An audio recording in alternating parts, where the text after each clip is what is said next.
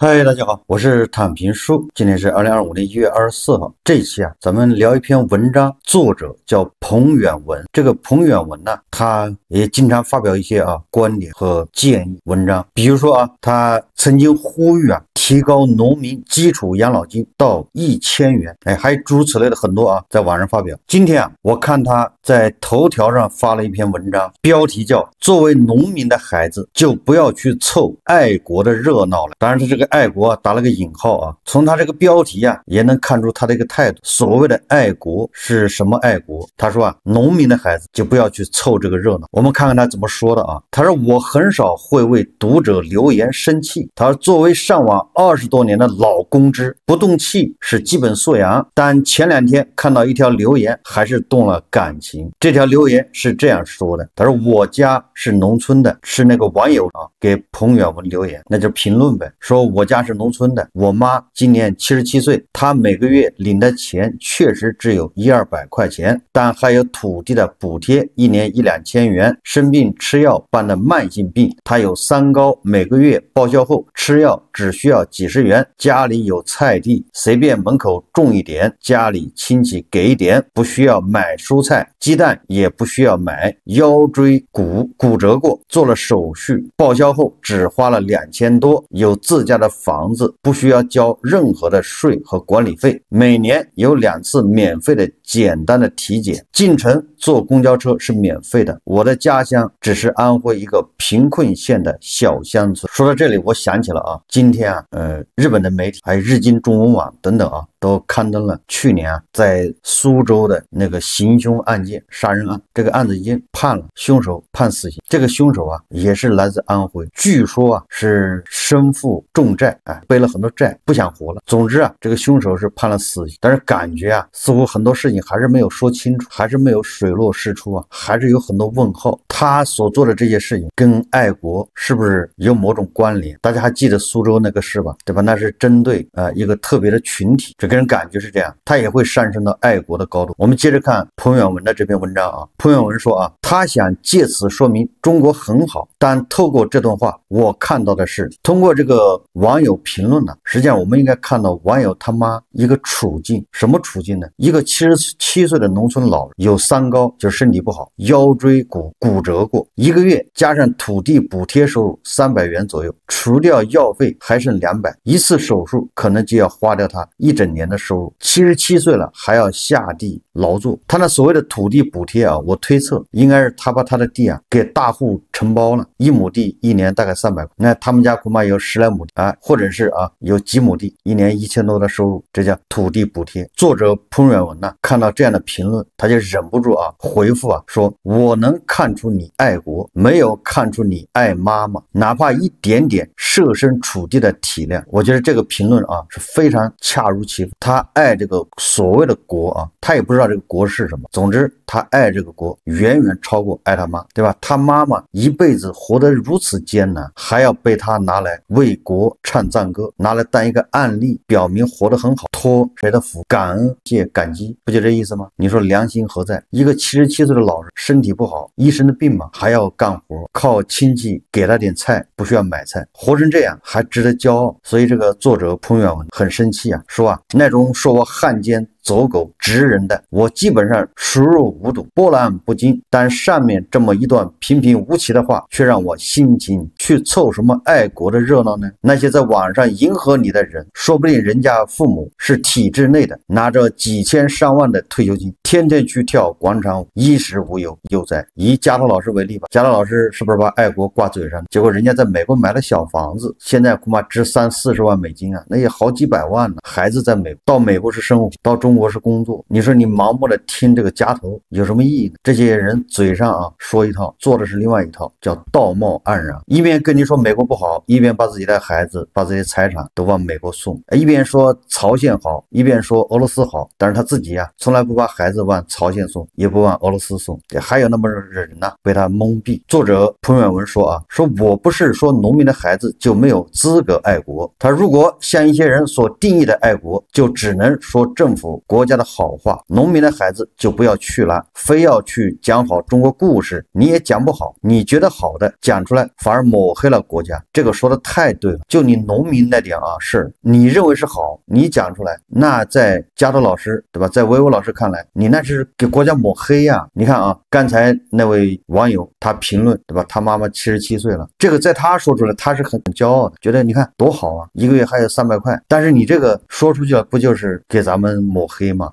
怎么能体现出维欧老师说的清阐式遥遥领先？作者说啊，上面那段话太常见了，尤其在农村，原因很简单，农民从来没有被善待过，所以稍微有点改善就是感恩提领。确实是啊，这就是斯德哥尔摩综合症，从来没有好好对你过，一个月给你发100，马上就要感谢感激。你可以哀其不幸，怒其不争，但这种姿态未免太高了。农民不仅在物质被剥削，精神上也被剥削，物质精神双重贫困，他们是受害者，不应该是被责怪的对象。作者说啊，我一直反对中国人配得上他们的苦难这种说法，就在于这里面暗含的居高临下和与我无关，用最激愤的语气说着最传语的话。他引用了王怡的一句话啊，他说啊，当时啊我不喜欢这句话，这些年来越来越觉得说得好。哪句话呢？叫知而不言是一种罪，因为有人有意让他们不知道，他们不知道农民是最早为全社会缴纳社保的。如果中国哪个群体最应该领取最高的养老金，那就是70、80岁那一代的农村老人。他们不知道自己现在缴纳的养老保险，在现收现付的养老体制之下，自己是在帮成年人养他们的父母，而自己的父母却没人管。他们不知道中国财政支出之中，养老金收入最高的群体财政补贴反而最多，养老金收入最低的群体财政补贴最少。他们不知道，当小红书上那些人向外国人显摆蔬菜水果多么便宜，电商多么方便的时候，其实是自己在负重前行，让别人占了便宜。他们不知道中国有的是钱，只不过分给自己的太少。这就是维维老师说的，我们的大头啊，在国家那儿，我们花的只是一小部分，你的账户上那只是零头啊，江河湖海，日月星辰啊，都有你的份儿。虽然你现在只能看不能用啊，但那毕竟是你的，这是维维老师观点啊，所以你应该感到自豪，你是最富有的，你只是不能用而已。他们不知道是自己养活了政府，而不是政府养活了自己。有人也许会说啊，你说了又有什么用？这年头还想当公知，未免不合时宜。我知道有些人是不可说服的，因为他们占了便宜，屁股决定脑袋；还有一些人太年轻，生活会教育他们；还有一些人太老了，老到难以接受新的观念。而剩下的绝大多数人，只要知道就会明白。他说，我对人性有信心，就好像这次小红书中美交流一样，你会发现原来普遍的仇恨教育之下，许多人仍然拥有友善和热情，而大多数人明白人中，总会有人敢于问出凭什么？凭什么就不能减少机关事业单位的退休金，来提高农民的基础养老金？凭什么电动车就不能拥有小汽车一样的路权？凭什么技校生不能得到大学生一样的教育资源投入？等等啊！他说，我知道还会有人说你这是书生之见，不切实际，幼稚天真。也许在社会在渐进改良的时候，更多考虑现实操作性是对的，但当倒车开得轰隆响的时候，还在拿不切实际说事，到底是谁不切实际？作为农民的孩子，不要去凑爱国的热闹。如果你看清一些事实，明白了一些道理，一定要说出来，说给更多的农民的孩子听。回溯过往，大多数的时候驱使我写作都是不忿，但是这篇也是如此。彭远文呐，农民的孩子不要去凑爱国热闹，这个道理啊，我在初中大概其就懂。我在节目里面说过很多。我上初中的时候，正好是流行金庸的小说，什么《射雕英雄传》，什么《天龙八部》，什么《神雕侠侣》，好像是这样的。当我的同学啊，他们都在看手抄本，或者借着大家互相看的。那时候一本书一般分上中下，有的还分上下，你看上，他看下，有人看中，然后看完之后再交换。我那个时候啊，我就不喜欢看金庸的小说，因为我理解不了乞丐守襄阳。同理，就是农民的孩子爱国，这个你也不太好理解，对吧？你都已经穷到扰民了，浑身叮当响，楼上楼下都吵得睡不着啊，扰民啊，你还爱国？应该是回敬夹头维维这样的人，他更爱国，因为他是既得利益。这个约翰逊说过啊，爱国主义是流氓最后的庇护所。什么叫爱国？这个定义啊还比较模糊啊。你说的爱国和我说的爱国恐怕还不是一个事儿。有人就混淆这些概念，也搞不清小区和物业的概念，他更搞不清小区1期、2期、3期，对吧？这是什么概念？然后笼统的给他扣个帽子。在我的观念里，谁把你当人看，你就爱谁，没毛病。哎，哪个物业把你当人看，你就喜欢那个物业，爱那个物业，这是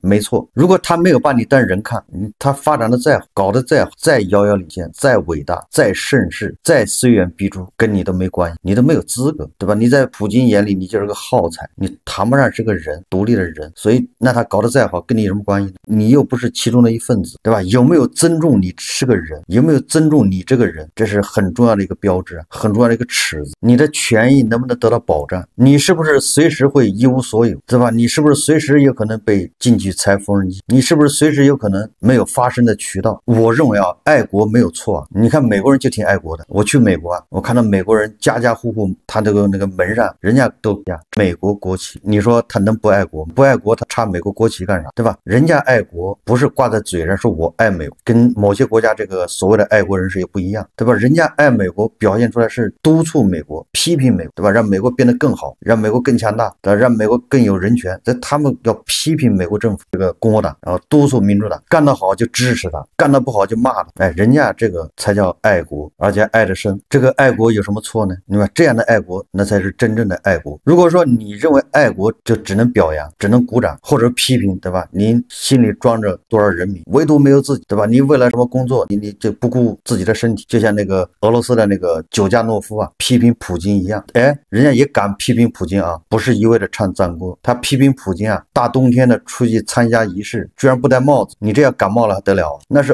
俄罗斯国家的损失啊，这怎么行呢？你说这种批评还是多多益善的，还是让人舒服的。那普京当然面带微笑，坦然接受。哎，批评的好，我下次一定注意。如果他把你当人看，你就爱他，没毛病。不管他什么制度、什么意识形态、什么形式，只要他没把你当人看，你就不应该，对吧？去爱他，去维护他。约翰逊说啊，爱国主义是流氓的最后庇护所。同样啊，鲁迅也说过这类似的话。鲁迅在《流氓变迁史》中啊说啊，所谓的爱国者就是一群流氓。鲁迅说的啊，所以鲁迅文章啊，从这个课文里面把它删掉，也是咎由自取。哎，鲁迅的文章不合时宜啊。我为什么今天聊这个呢？这个流氓跟侠之大者，在鲁迅看来还有必然的联系，也就是侠之大者居然是流氓。鲁迅啊，在那个《流氓变迁史》一文中啊，把流氓的起源追溯到了墨子门徒，也就是所谓的侠客的侠。鲁迅说啊，作为侠呀，要求高，死亡率高，回报还低，就演变为强盗。行侠仗义成本很高的，为政府所不容啊，所以容易被杀呀。关键好处不多，就演变成强盗。但你作为强盗又不行，所以他继续打着替天行道的旗子。水浒不就是典型的吗？宋江这一帮贼寇占着梁山，挂的就是替天行道的旗子，干什么？就是打家劫舍，就是劫道。不同的是什么呢？不同的是把你财产留下，人全杀了，还是把你财产留下，人放了，就这点区别。哎，卢俊义啊，就说你钱可以抢，但是别杀人。那个宋江他们李逵呢，就喜欢斩草除根，把钱抢了，把人全部干掉，就这点区别。他居然恬不知耻，对吧？也宣称什么替天行道，说后来有侠气的人逐渐被消灭，奴性逐渐成了主流，做强盗又不安全，于是就成了流氓。说流氓们平日里做些什么事呢？就是做些啥事体啊？鲁迅写道啊，和尚喝酒他来打，男女通奸他来捉，私唱私贩他来凌辱，为的就是维持风化。乡下人不懂租界章程，他来欺辱，为的是看不起无知。剪发女人他来嘲骂，社会改革者他来憎恨，为的是保爱秩序。但后面是传统的靠山，对手又都非常浩荡的强敌，他就在其间横行过去。所以流氓有3个特征啊，一个是有个虚拟的借口，比如替天行道，比如维持日风化。第二个，流氓所做的都是伤害人的事情，伤天害理，不是替天行道，是伤天害理啊。三，流氓只挑弱的下手，强横的非但不敢犯忌，一般是要下跪的。这个对额爹那是表现的淋漓尽致啊！你看看啊，这些嘴上挂着爱国的小粉小红，那见着额爹那必须跪啊，对吧？额爹你对吧？这个领土搞走了几百万平方公里，这个头部黄额说了不准提这事，提这事就是破坏大国和俄罗斯的关系，就是别有用心。为什么？因为额爹那是真打呀，所以流氓他只能挑弱的下手，挑谁呢？挑日本，日本可以骂，所以他们在骂日本这一块那是不遗余力，对吧？跑到日本那去撒尿，他敢去那个海参崴撒尿吗？为什么呢？因为其实日本比俄罗斯要文明，所以在那儿撒尿的风险很小，人家不能把他怎么样。你要到额爹那撒尿，那就试试看看。你看这么一看，是不是这个人物形象就完全对应上了？为什么骂美国呢？因为美国相对文明，对吧？他就是要打你，他还走个程序你都还知道，这额爹要打你，额爹只要高兴了他就打你，闲下来他就打你，额爹遇到不顺心的事了还要打你。所以叫流氓三定律，就是他一个好的借口，替天行道，维持风化。第二个呢，专干伤天害理。第三个呢，专挑弱的下手，专挑文明的骂。真正的强盗厉害的角色他不敢骂。按照王朔说法叫纸活的强他拿刀子扎，真正的强他绕着走。所以总结起来所谓的流氓就是幻想着自己在做一件崇高的事情，而安全的去伤害他人。流氓可以表示一个人一个群体，也可以表示一种行为一种思潮。大家还记得 U 型锁吧？这不就是典型的例子吗？对吧？网上各种起诉莫野，举报商家，围攻农夫山泉，这些不都是流氓变迁的形态吗？这些人所谓的爱国，他不是爱国，他是害国，他也谈不上爱，他只是披着爱国的外衣，本质上是一群流氓。这个鲁迅的流氓变迁史发表于1930年，对吧？离现在90多年，快100年了，依然能够反映当下，能够完全稳。这也就说明这100年没什么变化，对吧？流氓还是一样的流氓，流氓还是那么多，流氓还是那么理直气壮，流氓还是指责别人，什么1450，什么职人，什么公知。我们回到刚开始的文章，作为农民孩子，不要去凑爱国的热闹，对吧？你想一想，你怎么就到了今天这个地步？是你不够努力吗？是你不够奋斗吗？是你吃的苦少了吗？乞丐为什么爱大宋？这个怎么解释？作为社会的最底层，作为连牛马都算不上，他爱大宋的逻辑是什么？是不是他们以为